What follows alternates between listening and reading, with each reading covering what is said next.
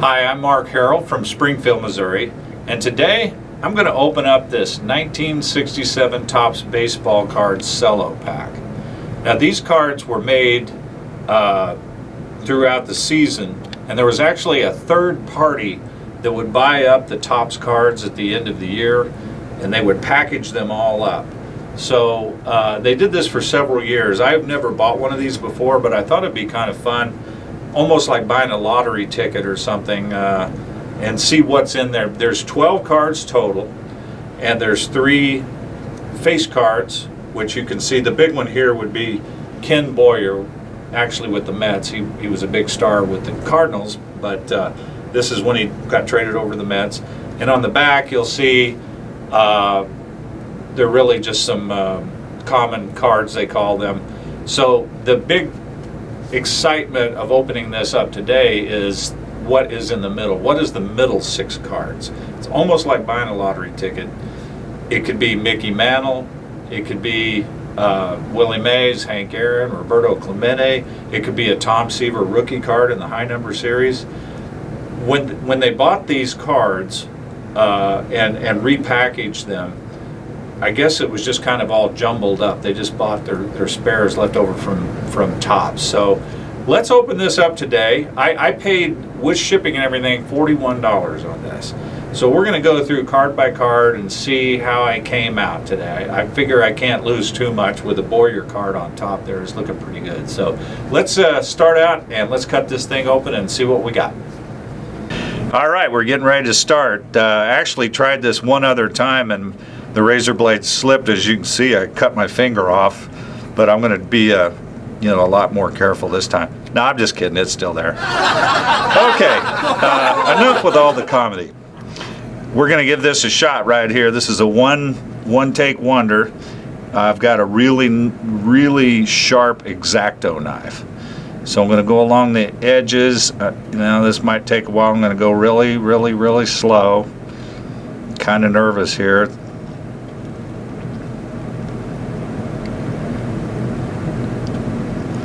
This plastic is actually fairly thick, so it is a little bit, it's not brittle like you would think being that old. So we'll see what these third-party people that were working at their tables, if they saw Mickey Mantle card and go, oh, I'm going to stick that one under the table and then take it home. Let's see exactly, because you got to think, some of these rookie cards like a Tom Seaver or a Steve Carlton, some of those guys, they were basically unknowns in 1967. So there's a good chance one of those could be in there. So let's give this a shot. All right, I'm going to go on this side first.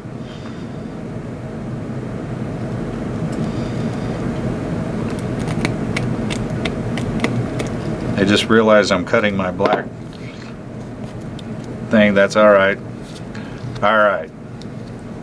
Well, okay, it is open at the top. So here we go. I probably should have some white gloves on or something. All right, you can see the first cards are, that's a common card right there. It's in great shape though. It's a little bit off center, so that would hurt the grading of it.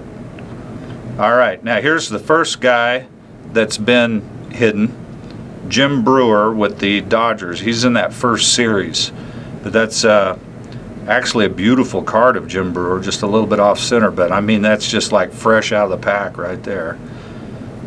So now we know Camilo Pascual, good pitcher for the Senators, and he pitched for a lot of years. Unfortunately, it's really more of a common card price, but it's a beautiful mint condition. And then we have Jim Pagliano, I can never pronounce his name, Pagliano. Anyway, Pags, they called him Pags. So the first 4 cards are nothing but common players. So far, I would say we'll total this up at the end and see exactly if I got my $41 worth out of this. I'm going to put this under that to protect the...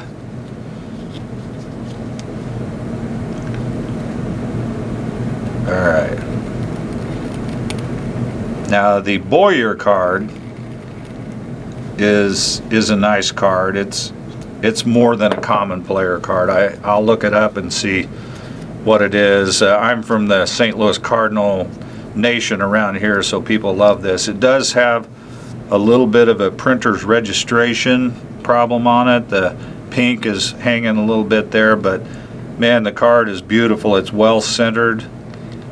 It's like I say, fresh out of the pack. So here's the first of the middle section, which is Bob Allen, common card.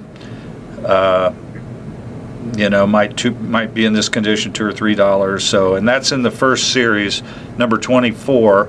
So it seems to me like, let's see, Boyer was number 105. So this might be all out of the first series. So that means there would be no Tom Severs but a Mickey Mantle could be in there because I think he was in that first series. So, all right, Senators Jim Hanna, common. Fred Gladding. So far I'm striking out for anything of any kind of exciting cards.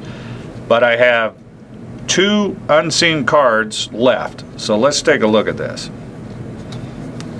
Yeah, that'd come out of the top. Okay. Here we go. Mike Epstein was a good player.